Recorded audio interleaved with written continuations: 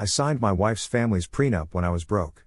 After she cheated, her parents demanded I tear it up so she could take half my wealth. Okay, brace yourself cause this might get a bit lengthy. I just needed to spill this out somewhere and get it off my chest. I'm not fishing for comfort or advice here. So, when I first met Melissa, I was pretty much just starting out in my career. I had a basic entry-level job, was buried under student loan debt, and was renting a tiny apartment with a bunch of roommates. Meanwhile, Melissa's family was pretty well off, not jetting around the world every weekend, but they were definitely doing well. They owned some property, ran a successful local business, and lived in a big house in a swanky neighborhood. It was obvious that there was a big gap between our financial worlds.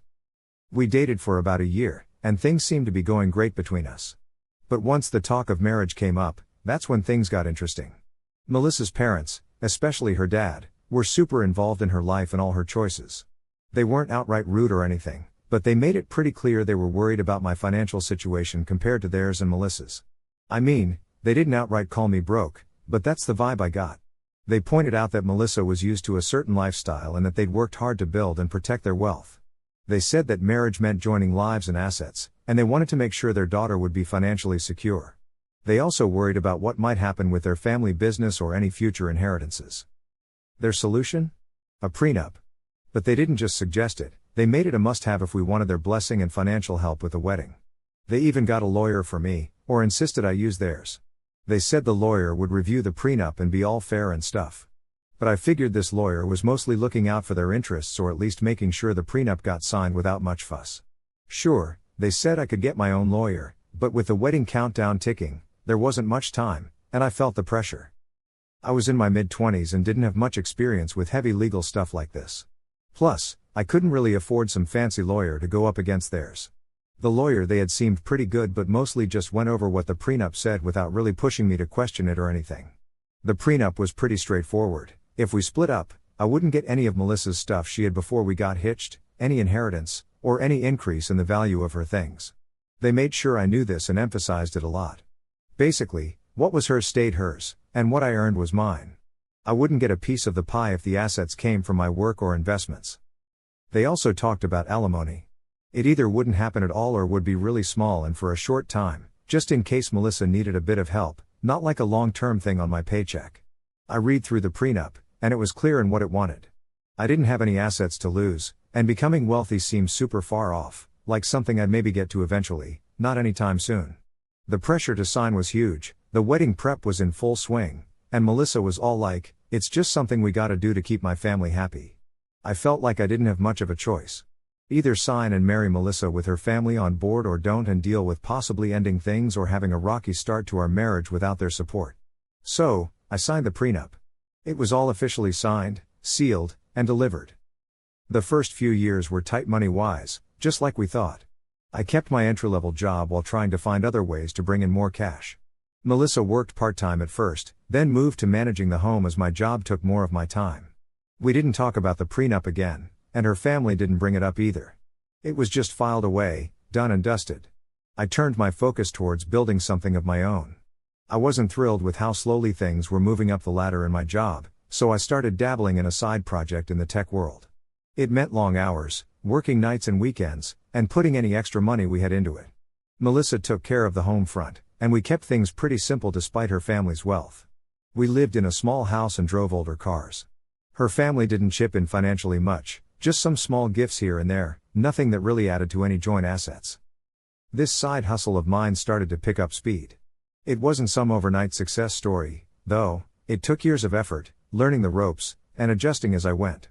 Eventually, I decided to quit my full-time job and dive headfirst into this venture. We both knew it was a risk, especially with no steady paycheck in sight for a while. Melissa was supportive about it, even though her family was a bit wary about the whole no income for now thing. But I pressed on, and the business slowly started to grow, then really took off. I carved out a niche in the market, built a team, and any profits went right back into growing the business more. Fuel even more growth. About 5 years into our marriage, the business hit a big milestone with a solid valuation. It wasn't just about the revenue anymore. We were not only profitable but also expanding and catching the eye of investors. My stake in the company, along with some smart investments I made with the profits, started turning into a significant chunk of wealth. This wasn't just any wealth, It was all from my hard work and the growth of my business after we tied the knot. Before I knew it, my financial situation started to outshine Melissa's family. By most standards, I was now a millionaire, which started to show in our lifestyle.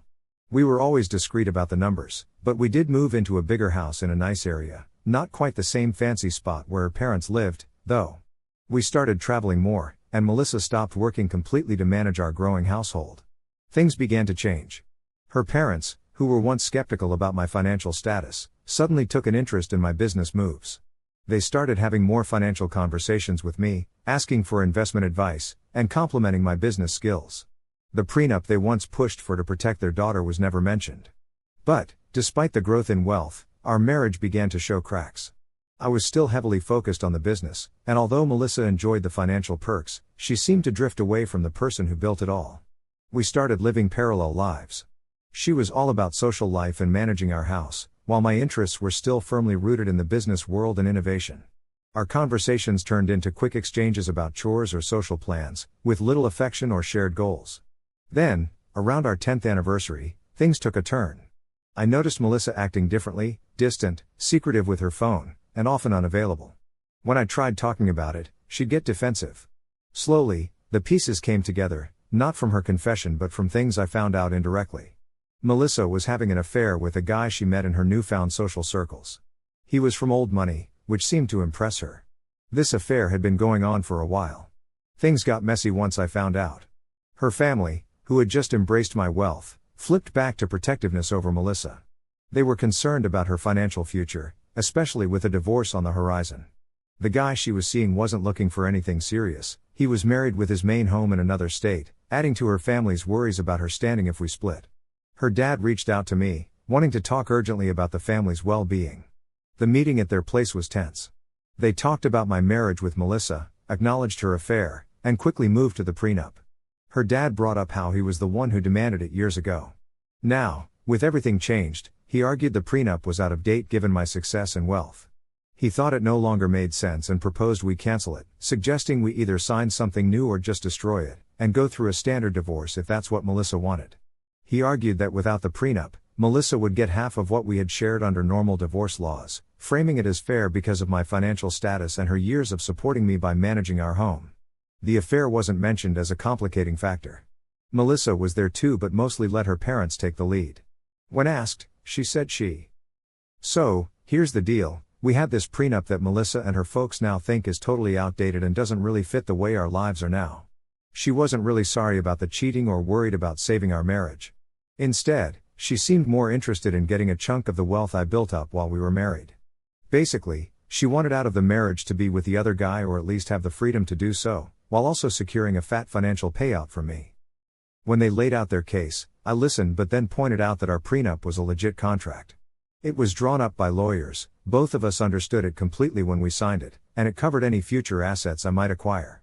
The whole point of it was to protect her from any claims I might make if I stumbled into some wealth, since I was broke when we got married. I made it clear that I intended to stick to the prenup and wouldn't agree to any settlement outside of its terms. Melissa and her parents didn't take that well. They seemed shocked and angry, probably thinking I'd cave from some sense of obligation or fear. Her dad started hinting at dragging things out in court, bringing up public embarrassment and legal fees to pressure me. I reinforced my stance and stated that I was ready to defend the prenup and had already consulted with a lawyer who specializes in this stuff. Then I got up and left their place. After this meeting, things spiraled downhill. Melissa went ahead and filed for divorce, with her lawyers, likely influenced by her parents, vowing to challenge the prenup.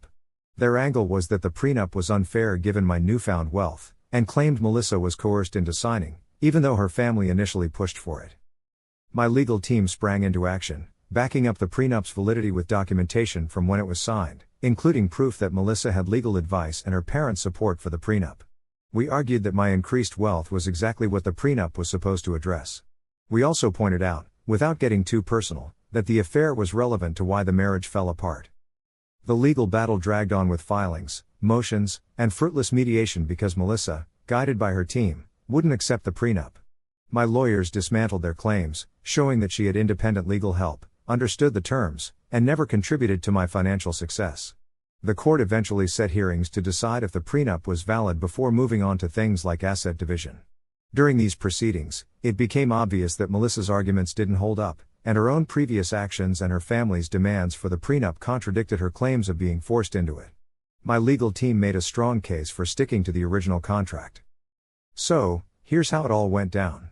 Melissa's lawyers were about to crash and burn in court over the prenup, so they tried switching up their game plan a bit. Still, they wouldn't agree to settle on the prenup's terms. My legal squad told me to stand my ground because that prenup was my secret weapon, and boy, was it ever. The judge eventually ruled in my favor, confirming that our prenup was totally legit. Both of us had lawyers when we signed it, we laid out all our assets, and the deal wasn't seen as unfair at the time. The judge also pointed out that just because I got richer over the years didn't mean the prenup was now a bad deal. With the prenup holding strong, the rest of the divorce was pretty much spelled out. Melissa had agreed to waive most rights to my future earnings and big-time alimony, and her lawyers were trying hard to squeeze some exceptions, but no dice. In the end, the divorce decree followed the prenup to the letter. Melissa got what she came into the marriage with and a small, temporary financial boost as the prenup allowed, way less than she and her family had hoped for. She didn't get a piece of my business, investments, or the increased value of my assets from our time together. Basically, everything I earned stayed with me, thanks to that prenup I was kind of forced into signing by her folks. This had a pretty big impact on Melissa. She hadn't worked in years, preferring the stay-at-home lifestyle while I was raking it in.